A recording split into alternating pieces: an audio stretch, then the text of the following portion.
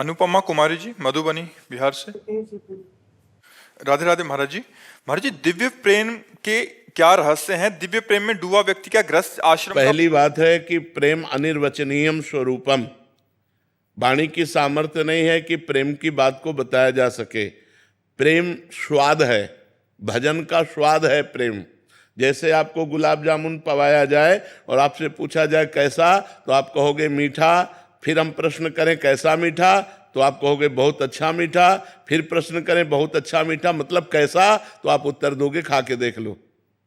आगे है आपके आप पास उत्तर। तो ऐसे ही प्रेम आनंद में। कैसा?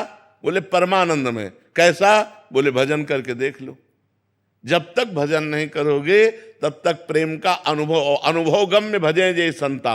प्रेम अनुभव स्वरूप है। प्रेम का रहस्य यह है कि वो जाने मोरी छाती, मीरा जी कहती, मेरी वाणी की सामर्थ्य नहीं कि उसका वर्णन कर सकूं। सूक्ष्मतरम अनुभव स्वरूपम प्रतिक्षण वर्धमानम, जो प्रेम का स्वरूप है, कामना रहितम, कोई कामना नहीं, और वो हृदय के अनुभव का विषय, वो वाणी का विषय नहीं है। जो निरंतर नाम जप करते हैं, भगवान की लीला कथा सुनते हैं, भगवान की सेवा करते हैं, पापाचरण का त्याग करते हैं, धीरे धीरे उनके हृदय में भगवान से प्रेम प्रकट होने लगता है। और जब प्रेम प्रकट होने लगता है तब और कछु न सुहाए, कुछ अच्छा नहीं लगता।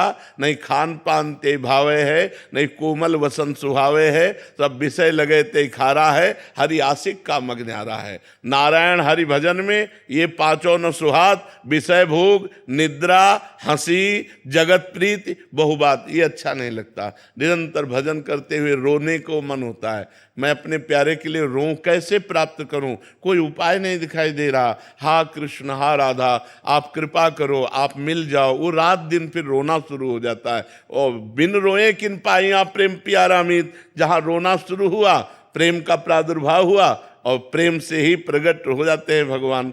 जहां हमारे हृदय में प्रेम प्रकट होता है तो हरि व्यापक सर्वत्र समाना, और प्रेम ते प्रकट हो ही मैं जाना। भगवान जहां देखे इसके हृदय में प्रेम प्रकट हुआ तो भगवान हृदय में ही प्रकाशित हो जाते हैं।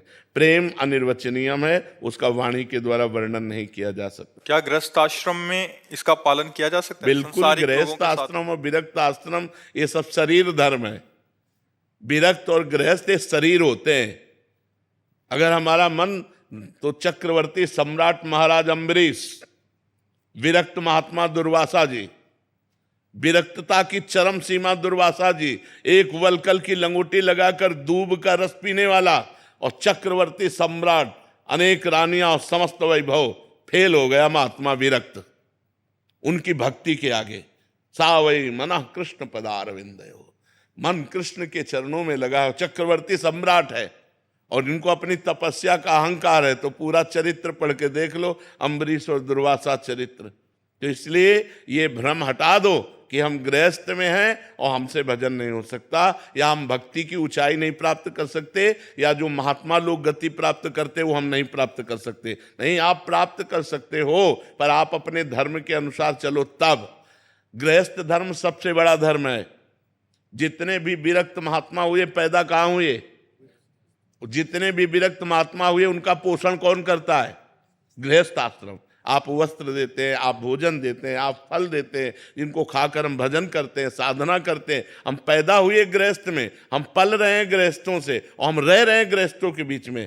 तो ये मत मानो कि हम गृहस्थ हैं तो हमारा जीवन मतलब वो जैसा महात्मा लोगों का जीवन है वैसा नहीं। एक महात्मा मांग करके खाता है तुम्हारे घर से, और तुम उसको खवा कर भजन करते हो, और वो तुमसे मांग के खा के भजन करता है। इसी में देख लो कौन श्रेष्ठ है। तुम उसको खवा करके भजन कर रहे हो, बस भजन की खास बात है। वो अकेले खा करके भजन कर रहा है, तुम पूरे परिवार का पोषण करके समाज को लेकर के भजन कर रहे हो, तुम्हारा महान धर्म है। बस चूक ये हो जाती कि गृहस्थ धर्म में रहते हुए पापाचरण और आसक्ति इतनी प्रबल है कि भजन करना बड़ा कठिन है। अगर ये चूक सुधार लो तो आपको भी वही गति मिलेगी जो एक महात्मा को गति मिलती, वही आपको गति मिलेगी।